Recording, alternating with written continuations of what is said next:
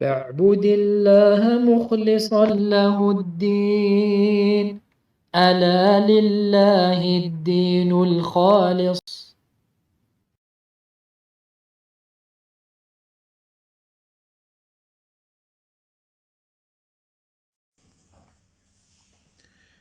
إن الحمد لله نحمده ونستعينه ونستغفره ونعوذ بالله من شرور أنفسنا ومن سيئات أعمالنا. من يهده الله فلا مضل له ومن يضلل فلا هادي له، وأشهد أن لا إله إلا الله وحده لا شريك له، وأشهد أن محمدا عبده ورسوله صلى الله عليه وعلى آله وصحبه وسلم. يا أيها الذين آمنوا اتقوا الله حق تقاته ولا تموتن إلا وأنتم مسلمون. يا أيها الناس اتقوا ربكم الذي خلقكم من نفس واحدة وخلق منها زوجها وبث منهما رجالا كثيرا ونساء، واتقوا الله الذي تساءلون به والأرحام إن الله كان عليكم رقيبا. يا أيها الذين آمنوا اتقوا الله وقولوا قولا سديدا يصلح لكم أعمالكم ويغفر لكم ذنوبكم، ومن يطع الله ورسوله فقد فاز فوزا عظيما. أما بعد، فإن أصدق الحديث كتاب الله، وخير الهدي هدي محمد بن عبد الله، وشر الأمور محدثاتها، وكل محدثة بدعة، وكل بدعة ضلالة، وكل ضلالة في النار. ثم أما بعد، إخوتي في الله، السلام عليكم ورحمة الله وبركاته. ونواصل بعون الله تبارك وتعالى دروسنا في شرح التمحيد لشرح كتاب التوحيد الذي هو حق الله على العبيد لمعالي الشيخ صالح ابن عبد العزيز آل شيخ حفظه الله تعالى. فقال المؤلف رحمه الله: باب ما جاء في الذبح لغير الله، وقول الله تعالى: قل إن صلاتي ونسكي ومحياي ومماتي لله رب العالمين لا شريك له وبذلك أمرت وأنا أول المسلمين، وقوله: فصل لربك وانحر.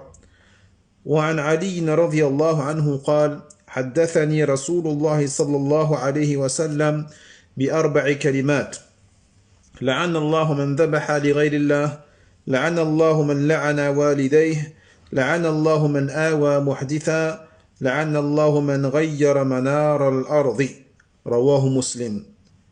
وعن طارق بن شهاب رضي الله عنه أن رسول الله صلى الله عليه وسلم قال: دخل الجنة رجل في ذباب، ودخل النار رجل في ذباب. قالوا: وكيف ذلك يا رسول الله؟ قال: مر الرجلان على قوم لهم صنم لا يجوزه أحد حتى يقرب له شيئا، فقالوا لأحدهما: قرب. قال: ليس عندي شيء أقربه. قالوا له: قرب ولو ذبابا. فقرب ذبابا، فخلوا سبيله فدخل النار. وقالوا للآخر: قرب. فقال: ما كنت لأقرب لأحد شيئا دون الله عز وجل. فضربوا عنقه فدخل الجنة. رواه أحمد. طيب، فسنذكر اليوم إن شاء الله تعالى مسائل هذا الباب العظيم. منها الأولى تفسير قوله: إن صلاتي ونسكي. Donc, on est toujours dans le chapitre concernant ce qui est parvenu au sujet du sacrifice ou de l'abattage pour autre qu'Allah tabaraka wa ta'ala. On va citer aujourd'hui les masail, donc les questions ou les points importants de ce chapitre. Le premier point, l'explication de la parole d'Allah tabaraka wa ta'ala dans le sens du verset: certes, ma prière et mon sacrifice. Ma prière et mon sacrifice. Taïeb, on avait expliqué ce verset, alhamdulillah, pendant les cours précédents. Bihamdillahi subhanahu wa ta'ala. Donc ici, le sens, c'est que ma prière et mon sacrifice, eh bien, c'est Allah tabaraka wa ta'ala, taïeb, qui mérite que je voue ma prière et mon sacrifice pour lui. Subhanahu wa ta'ala. الثانية تفسير قوله Azza wa Jalla fasalli li rabbika wanhar. On avait expliqué également déjà donc la parole d'Allah tabaraka wa ta'ala dans le sens du verset et prie pour ton Seigneur et sacrifie. Taïeb. Et on avait expliqué pourquoi Allah tabaraka wa ta'ala il rassemble ici, il a réuni ici entre la prière et le sacrifice. طيب. الثالثة البداءة بلعنة من ذبح لغير الله. Troisième enseignement, le fait que l'auteur, ou que plutôt le prophète sallallahu alayhi wa sallam a commencé dans le hadith d'Ali radiyallahu anhu par la malédiction de celui qui sacrifie pour autre qu'Allah tabaraka wa ta'ala. Donc, dans le hadith, le prophète sallallahu alayhi wa sallam, il a cité 4 individus, 4 personnes qui sont sous la malédiction d'Allah tabaraka wa ta'ala. Et la première personne qu'il a mentionnée, le prophète sallallahu alayhi wa sallam, c'est celui qui sacrifie pour autre qu'Allah subhanahu wa ta'ala. فقال الشيخ العثيمين رحمه الله تعالى قال بدأ به لأنه من الشرك والله جل وعلا إذا ذكر الحقوق يبدأ أولا بالتوحيد لأن حق الله تبارك وتعالى أعظم الحقوق قال واعبدوا الله ولا تشركوا به شيئا وبالوالدين إحسانا وقال جل وعلا وقضى ربك ألا تعبدوا إلا إياه وبالوالدين إحسانا فينبغي أن يبدأ في المناهي والعقوبات بالشرك وعقوبته. Donc il dit le Cheikh Al-Uthaymin rahimahullah ta'ala, le prophète sallallahu alayhi wa sallam, il a commencé le hadith par la malédiction de celui qui sacrifie pour autre qu'Allah tabaraka wa ta'ala. Pourquoi? Eh bien, tout simplement parce que le fait d'abattre une bête et de sacrifier une bête pour autre qu'Allah tabaraka wa ta'ala, c'est du shirk. C'est du polythéisme. Et Allah lui-même, subhanahu wa ta'ala, lorsqu'il mentionne les droits, il commence d'abord par at-tawhid. Il commence d'abord par le tawhid. Car le droit d'Allah est le plus important des droits. Le droit d'Allah est le droit le plus important. Par exemple, Allah Jalla wa Ala, dans un verset, il dit, dans le sens du verset, et adorez Allah et ne lui associez rien et soyez bienfaisants envers les deux parents. Donc vous remarquerez qu'Allah tabaraka wa ta'ala a commencé par at-tawhid. Adorer Allah et ne lui associer rien. Dans un autre verset, Allah Jalla wa Ala, il dit aussi, dans le sens du verset, et ton Seigneur a ordonné n'adorez que lui et soyez bienfaisants envers les deux parents. Encore une fois, Allah tabaraka wa ta'ala, il a commencé par at-tawhid, par le droit d'Allah Jalla wa Ala qui est son unicisation dans l'adoration. Donc il dit les cheikh, il convient donc que l'on commence, lorsqu'on cite les interdits, lorsqu'on cite les châtiments, que l'on commence par à citer le plus grand et le plus énorme des interdits, qui est le fait d'associer Allah Jalla wa Ala dans ce qui lui est propre, et que l'on mentionne également les châtiments et les punitions qui pèsent sur la personne qui commet cette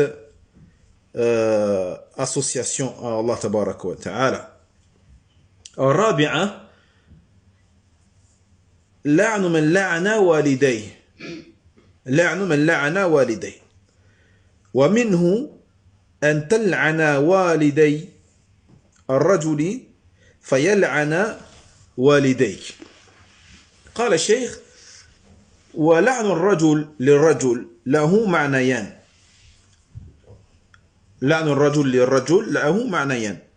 الأول الدعاء عليه باللعن، الثاني سبه وشتمه، لأن الرسول صلى الله عليه وسلم فسره بقوله يسب أبا الرجل فيسب أباه ويسب أمه فيسب أمه. Quatrième point, il dit l'auteur ici, rahimahullah ta'ala, la malédiction de celui qui maudit ses parents. La malédiction de celui qui maudit ses parents. Voyez? Et fait partie de cela, en fait, le fait d'insulter les parents de quelqu'un qui, lui, par la suite, en retour, va insulter tes parents. D'accord? Donc, celui qui insulte les parents de quelqu'un, c'est comme il insultait ses propres parents. Pourquoi? Parce que c'est à cause de lui que ses parents ont été insultés. Donc, c'est à cause de lui que ses parents ont été insultés, comme j'ai dit. Et donc, c'est comme s'il avait insulté ses propres parents. Donc, il est sous la menace de ce hadith, de la malédiction d'Allah tabaraka wa ta'ala sur lui. Jaïd, parce que le prophète dit sallallahu alayhi wa sallam qu'Allah maudisse celui qui maudit ses deux parents. Et comment? On peut se poser la question, mais comment un homme peut-il maudire ses parents? Eh bien, comme l'a expliqué, il dit le cheikh Al-Uthaymin, rahimahullah ta'ala, donc, le fait de maudire quelqu'un, cela peut avoir deux sens. Le premier sens, ça veut dire invoquer ou demander à Allah tabaraka wa ta'ala qu'Allah le maudisse. Ça, c'est le premier sens. Quand tu dis qu'un tel soit maudit, ça veut dire tu demandes à Allah tabaraka wa ta'ala qu'il maudisse la personne. Mais ça peut vouloir dire aussi autre chose. Et c'est quoi cette autre chose? Eh bien, c'est le fait d'insulter la personne et de l'injurier. Lorsque tu insultes la personne et que tu injures la personne, tu la maudis également. Comme il a dit le prophète, alayhi salatu wassalam, lorsqu'il a expliqué ce hadith, lorsqu'il a expliqué cela, il a dit, la personne insulte le père de l'individu qui insultera son père à son tour. Et la personne insulte la mère de l'individu qui va insulter à son tour la mère de celui qui l'a insulté. Donc c'est comme s'il avait insulté ses propres parents, puisque c'est lui la cause de cela. C'est lui qui a provoqué ces injures et ces insultes envers ses deux parents. طيب نعم. الخامسة لعن من آوى محدثا وهو الرجل يحدث شيئا يجب فيه حق الله فيلتجئ إلى من يجيره من ذلك. طيب قال الشيخ العثيمين وهذا يشمل الإحداث في الدين والجرائم فمن آوى محدثا ببدعة فهو داخل في ذلك ومن آوى محدثا بجريمة فهو داخل في ذلك.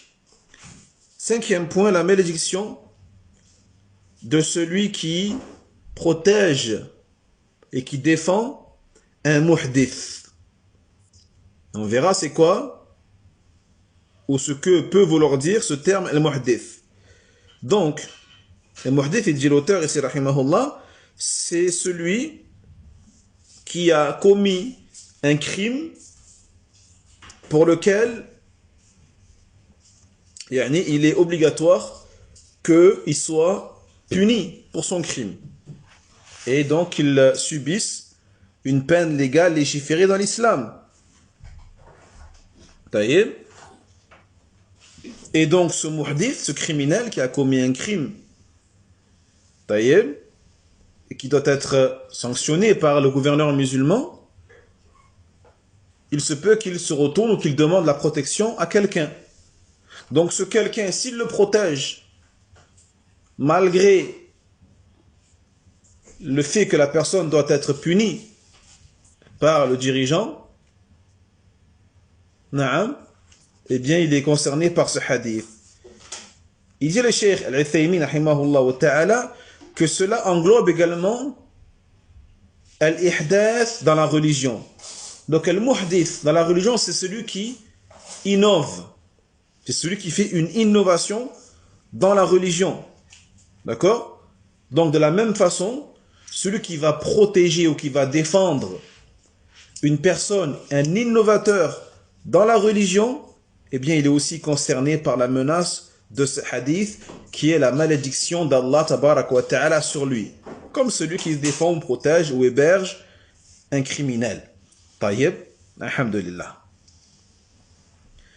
السادسة لعن من غير منار الأرض وهي المراسيم التي تفرق بين حقك وحق جارك من الأرض فتغيرها بالتقديم أو التأخير.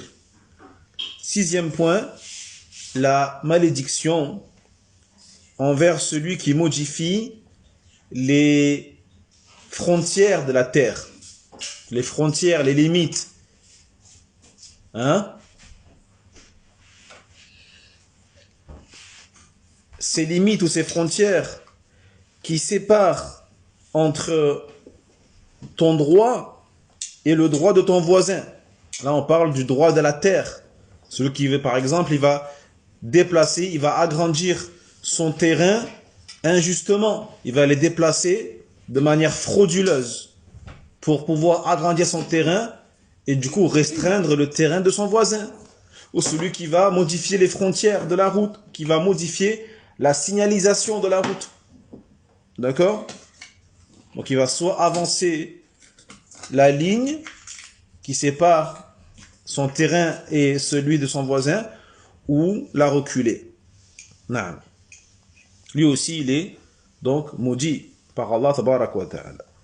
السابعة الفرق بين لعن المعين ولعن أهل المعاصي على سبيل العموم. قال الشيخ العثيمين رحمه الله: فالأول ممنوع. الأول ممنوع أي لعن المعين، والثاني جائز أي لعن أهل المعاصي على سبيل العموم. فإذا رأيت من آوى محدثا مثلا فلا تقول لعنك الله، بل تقول لعن الله من آوى محدثا على سبيل العموم.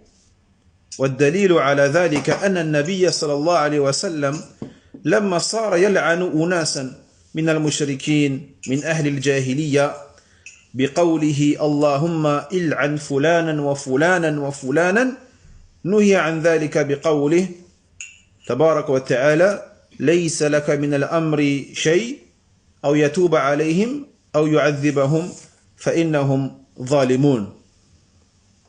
طيب. Septième point, la différence entre le fait de maudire un individu en particulier et le fait de maudire les désobéissants de manière générale. Il dit le Cheikh Al-Uthaymin, rahimahullah ta'ala, la première elle est interdite et la seconde elle est permise. Donc la première c'est quoi? C'est le fait de maudire quelqu'un en particulier, un individu en particulier précis. Ça c'est interdit. En revanche, la seconde, le fait de maudire de manière générale ceux qui désobéissent à Allah tabarak wa ta'ala, eh bien cela est permis. Par exemple, lorsque tu vois quelqu'un qui va défendre et protéger un innovateur ou un criminel, ne lui dis pas qu'Allah te maudisse. Ne lui dis pas qu'Allah te maudisse. Mais tu peux dire qu'Allah maudisse tous ceux qui protègent et défendent un innovateur de manière générale. Parle de manière générale. Tu as le droit de faire ça, comme il a fait le prophète sallallahu alayhi wa sallam dans le hadith. Quand tu vois quelqu'un, par exemple, insulter les parents de quelqu'un, ne lui dis pas qu'Allah te maudisse. Dis-lui, Allah il a maudit tous ceux qui insultent leurs parents, ou les parents. Taïeb. La preuve de cela, c'est quoi? C'est le fait que un jour, le Nabi sallallahu alayhi wa sallam, il s'est mis à maudire des gens. Il s'est mis à maudire des gens parmi les polythéistes de la Jahiliya. Et il a dit, oh Allah, maudit un tel et un tel et un tel. Puis Allah tabarak wa ta'ala lui a interdit cela. Il lui a interdit cela et il a descendu sa parole dans la sourate Ali Imran, verset 128. Dans le sens rapproché, Allah tabarak wa ta'ala il dit tu n'as aucune part dans l'ordre divin concernant les serviteurs, qu'Allah accepte leur repentir ou qu'il les châtie, car ils sont transgresseurs. Donc Allah tabaraka wa ta'ala lui a interdit de maudire des individus spécifiques en particulier. فالمعين ليس لك أن تلعنه وكم من إنسان صار على وصف يستحق به اللعنة ثم تاب فتاب الله عليه. إذن يؤخذ هذا من دليل منفصل. من دليل منفصل. وكأن المؤلف قال الأصل عدم جواز إطلاق اللعن، فجاء هذا الحديث لاعنا للعموم، فيبقى الخصوص على أصله، لأن المسلم ليس بالطعان وليس باللعان. فالرسول صلى الله عليه وسلم ليس طعانا وليس لعانا، ولعل هذا وجه أخذ الحكم في الحديث، وإلا فالحديث لا تفريق فيه.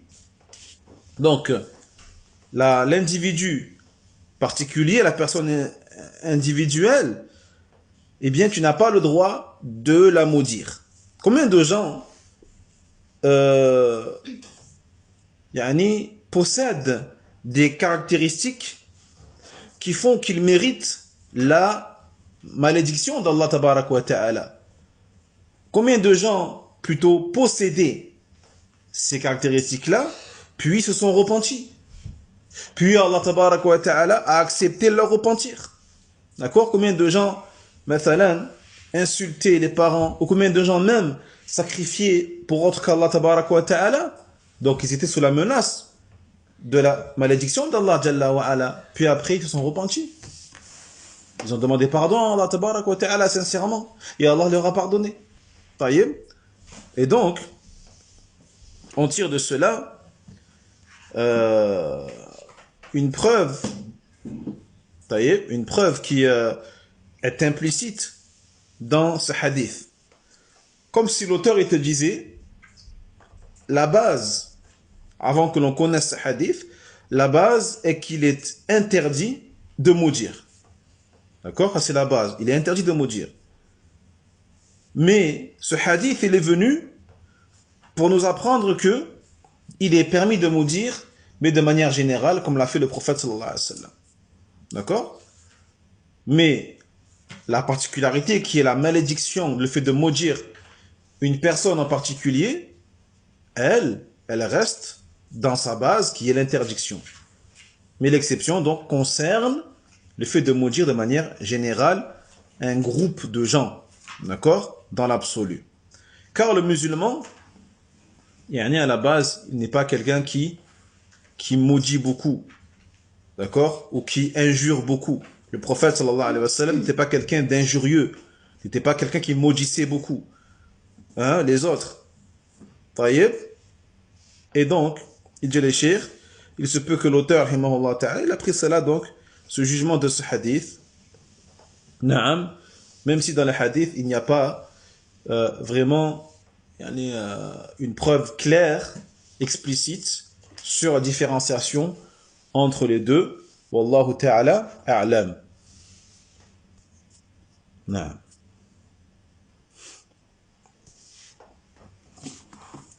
ثم قال السابعة أو الثامنة عفوا هذه القصة العظيمة وهي قصة الذباب. Puis huitièmement, on a vu l'histoire des deux personnes, une qui est entrée au paradis à cause d'une mouche et une en enfer à cause d'une mouche. التاسعة كونه دخل النار بسبب ذلك الذباب الذي لم يقصده بل فعله تخلصا من شرهم. Neuvièmement, le fait que celui qui est entré en enfer à cause de cette mouche, il dit l'auteur rahimahullah ta'ala qu'il ne voulait pas sacrifier ou donner en offrande cette mouche pour cette idole, mais il ne l'a fait que pour se être sauvé du mal de ce peuple. Pour être sauvé du mal, pour être épargné de ce peuple. D'accord? On avait expliqué donc ça déjà la semaine dernière. On avait dit qu'on avait deux possibilités. Un avis qui disait que soit il est entré en enfer parce qu'il avait le choix de ne pas le faire et de rentrer chez lui, et de ne pas passer par ce chemin. D'accord? Mais il l'a fait quand même. Donc, c'est pour ça qu'il est parti en enfer. Ou soit, dans les législations précédentes, celles de Mohammed sallallahu alayhi wa sallam, eh bien, même sous l'effet de la contrainte, il n'avait pas le droit de faire cet acte de polythéiste. Et il devait, donc même si ils ont couru la mort, eh bien, il devait choisir d'être tué quand même. Et c'est ce qu'a fait donc le second homme. Il dit les chers, lui, si on prend l'avis qu'il pouvait faire demi-tour, eh bien, il a été tué parce que il avait prononcé une parole donc qu'ils ont pris comme une insulte envers leur idole. طيب وهكذا نعم. Ou soit il a été tué parce que il ne pouvait pas faire demi-tour quoi qu'il arrive. العاشرة معرفة قدر الشرك في قلوب المؤمنين كيف صبر ذلك على القتل ولم يوافقهم على طلبهم مع كونهم لم يطلبوا إلا العمل الظاهر. Dixièmement, le fait de connaître la valeur, ou plutôt la gravité de l'associationnisme dans les cœurs des croyants. Et comment les croyants ont patienté face à cela, ont été même tués, d'accord, et n'ont pas concédé et répondu aux demandes des polythéistes, quitte à être assassinés. Alors que certains ne demandaient que l'accomplissement d'un acte visible ou apparent. Donc ils auraient pu peut-être, comme dans notre législation, répondre à leurs demandes, faire l'acte en apparence, mais détester cela dans leur cœur, jayid, et ainsi être excusés par Allah tabaraka wa ta'ala, car ils étaient sous l'effet d'une contrainte réelle. Hein? Mais certains ont préféré donc être tués et patienter dans l'obéissance à Allah tabaraka wa ta'ala. نعم. الحادثة عشرة أن الذي دخل النار مسلم لأنه لو كان كافرا لم يقول دخل النار رجل في ذباب. طيب. 11e point, celui qui est entré en enfer était un musulman. On avait dit aussi la semaine dernière, celui qui a sacrifié cette mouche pour l'idole, il est rentré en enfer et il était musulman. Donc à travers cet acte-là, il est sorti de l'islam. D'accord? Parce que s'il était pas musulman et était déjà un mécréant, le prophète n'aurait pas dit il est entré en enfer à cause d'une mouche. D'accord? Parce que sinon, il serait entré en enfer à cause de sa mécréance, parce que c'était un mécréant déjà à la base. Mais comme il a dit à cause d'une mouche, ça montre qu'avant cela, il était musulman. Wallah al-musta'an. الثانية عشرة فيه شاهد للحديث الصحيح الجنة أقرب إلى أحدكم من شراك نعله والنار مثل ذلك. الآن قال الشيخ العثيمين رحمه الله تعالى والغرض من هذا الترغيب والترهيب. فإذا علم أن الجنة أقرب إليه من شراك النعل فإنه ينشط على السعي فيقول ليست بعيدة، كقوله لما سئل عما يدخل الجنة ويباعد من النار فقال صلى الله عليه وسلم لقد سألت عن عظيم وإنه ليسير على من يسره الله سبحانه وتعالى عليه. والنار إذا قيل له إنها أقرب من شراك النعل يخاف ويتوقع في مشيه لئلا يزل فيهلك. ورب كلمة توصل الإنسان إلى أعلى عليين وكلمة أقرب قال شيخ رب كلمة تصل الإنسان إلى أعلى عليين وكلمة أخرى توصله إلى أسفل سافلين والعياذ بالله. Le deuxième point, il y a dans ce chapitre quelque chose qui vient confirmer ce que l'on trouve dans un hadith authentique dans lequel il dit le prophète sallallahu alayhi wa sallam, le paradis est plus proche de vous que le lacet de vos chaussures. Le paradis est plus proche de vous que le lacet de vos chaussures et l'enfer également. D'accord?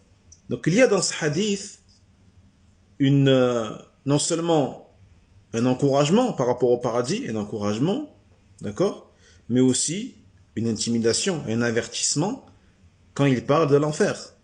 L'encouragement lorsqu'il dit que le paradis est plus proche de vous que le lacet de vos chaussures, et un avertissement lorsqu'il dit que l'enfer également. Donc lorsque on sait que le paradis est plus proche de nous que le lacet de nos chaussures, eh bien cela va nous encourager et inciter à œuvrer et à dire le paradis n'est pas loin, il est là, il est proche. D'accord? Comme lorsque le prophète sallallahu alayhi wa sallam a été interrogé sur une chose, sur une action qui fait entrer au paradis et qui éloigne de l'enfer. Qu'est-ce qu'il a répondu? Le prophète sallallahu alayhi wa sallam, c'était à Mu'adh ibn Jabal qu'il a posé la question. Et il a dit, tu as certes interrogé sur une chose immense. Et cela est facile pour celui à qui Allah Jalla wa Ala facilite. Et l'enfer aussi.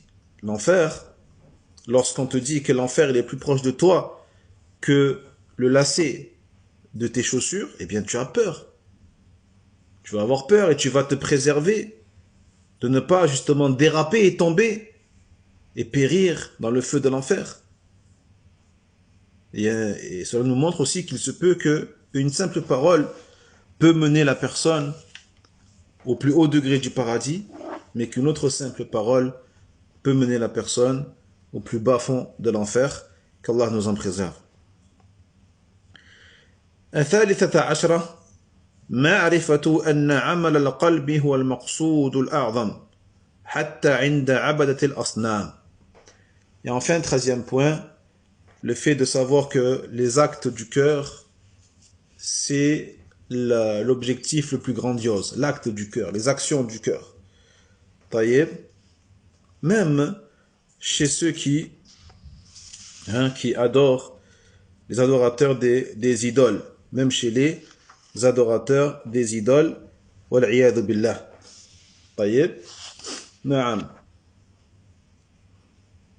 C'est-à-dire qu'aujourd'hui, dans la législation de Mohammed sallallahu alayhi wa sallam, même quand tu vois en apparence quelqu'un qui va adorer une idole, s'il le fait sous l'effet de la contrainte, et que son cœur il reste empli et serein de la foi en Allah tabaraka wa ta'ala, qu'il déteste la chose pour laquelle elle a été contrainte, eh bien Allah tabaraka wa ta'ala, bien sûr, ne lui en tiendra pas rigueur. Naam. Car c'est l'acte du cœur qui compte par-dessus tout. D'accord? أي نعم والله تعالى أعلم. Donc on s'arrête là, Inch'Allah Ta'ala. On a vu donc tous les points ici essentiels de ce chapitre.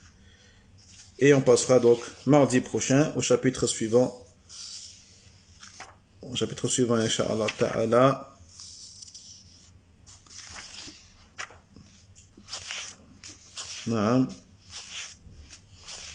Intitulé Bab La yudbahu lillah bimakan yudbahu fihi li ghayrillah. Chapitre concernant qu'on ne sacrifie pas pour Allah dans un endroit dans lequel on sacrifie pour autre qu'Allah. Tabarak wa ta'ala, wallahu ta'ala a'lam.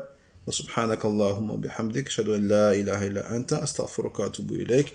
Barakallahu fikum wa jazakumullahu khairan. Wassalamu alaykum wa rahmatullahi wa barakatuh.